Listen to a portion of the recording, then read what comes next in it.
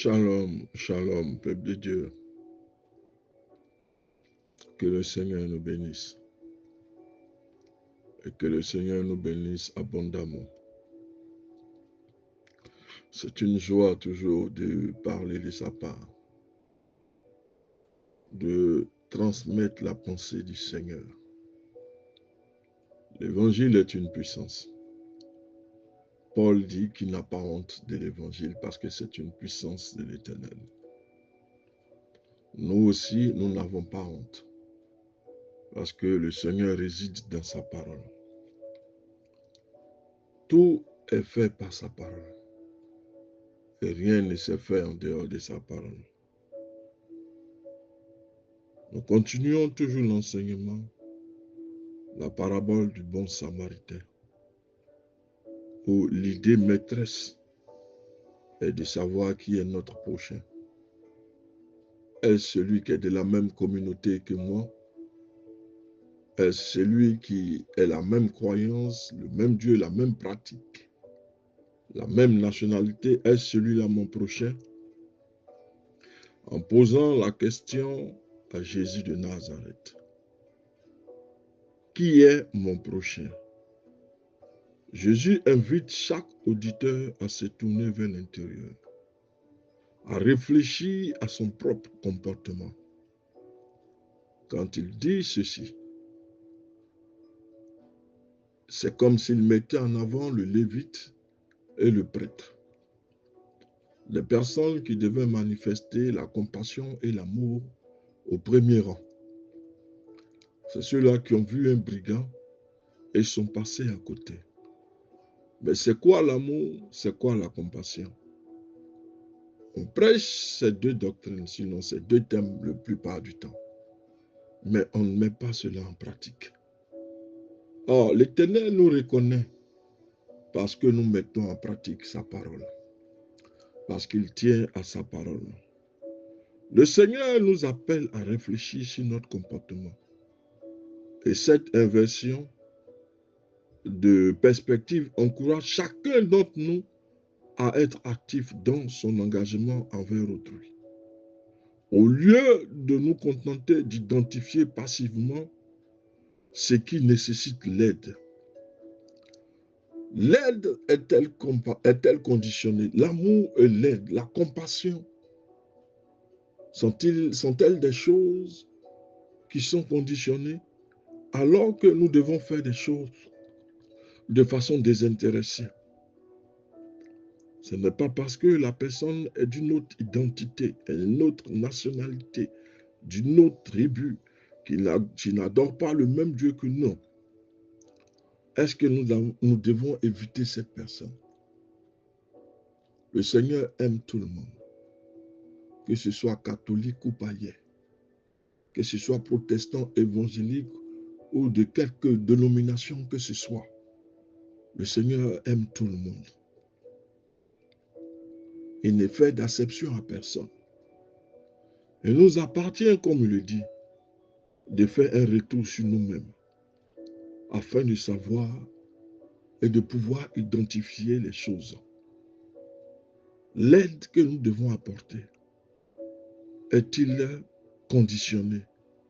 Il ne s'agit pas simplement de déterminer qui mérite notre attention, mais de nous interroger sur notre propre capacité à offrir soutien et compassion à ceux qui nous entourent. Celui qui m'entoure, c'est celui-là qui est mon prochain. Je ne fais exception de sa nationalité, ni de sa religion, ni de sa nation, ni de ses croyances. Mais il est mon semblable, il est mon égal. À cet égard, je dois manifester la compassion et l'amour, ce qui va m'aider, me pousser à aider une personne que je ne connais même pas du tout. Nous devons avoir la capacité à soutenir, à avoir la compassion pour ceux qui nous entourent. Parce que cette approche souligne également notre relation humaine et notre responsabilité collective. Jésus nous rappelle que La compassion et l'amour sont inconditionnels. Et ces deux choses doivent guider nos actions. Et que chacun d'entre nous a le potentiel d'être un bon samaritain.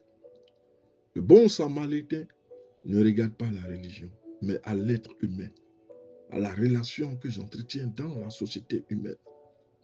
Les êtres humains sont mon prochain.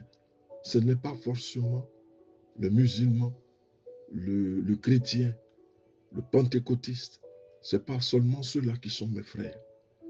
La compassion et l'amour ne distinguent pas, mais agissent parce que c'est la base du christianisme.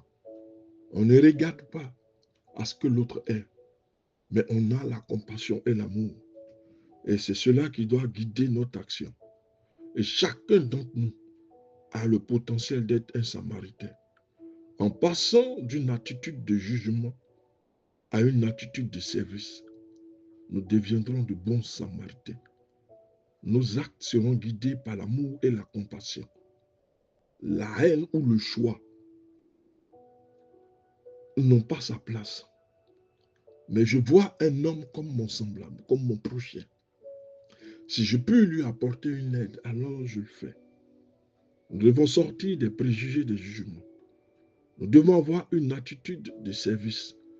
Nous sommes appelés à construire un monde d'entraide, de solidarité, où le prochain n'est pas défini par des critères restrictifs, mais par notre volonté d'assister ceux qui souffrent. Nous ne pouvons pas les abandonner.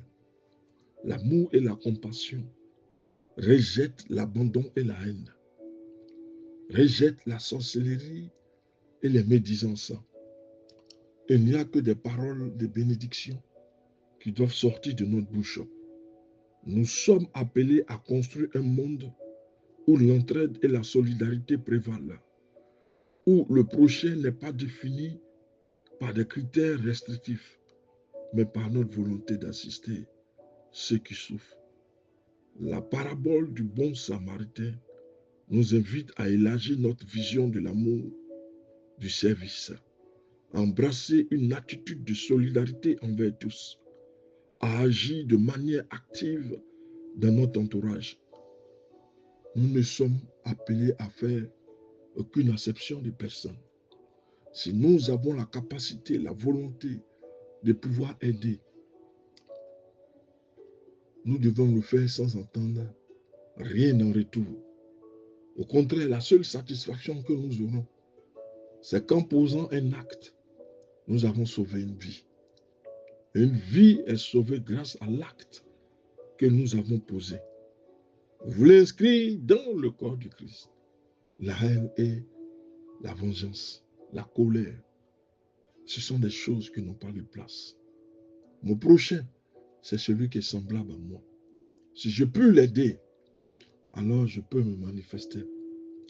Cela met en exergue la relation que nous avons dans notre société. Nous devons passer du jugement au service. Nous devons laisser tomber les préjugés. Tant que Dieu nous donne la force, la capacité d'aider, alors mettons-nous au service, mettons-nous au travail.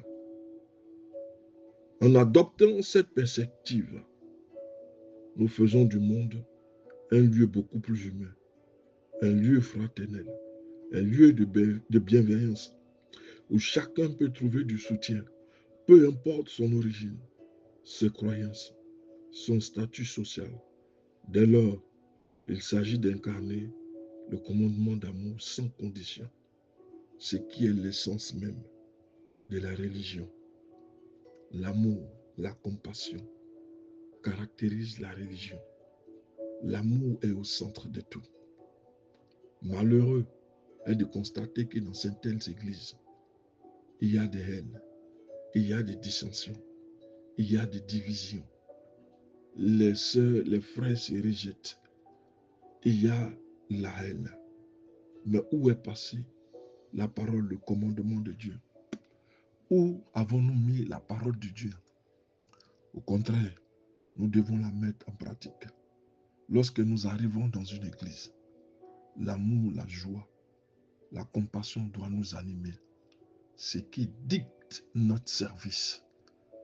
Mais ne marchons pas comme les gens du dehors. Parce que nous disons souvent, l'onction fait la différence. Que le Seigneur nous bénisse. Le pasteur Samuel.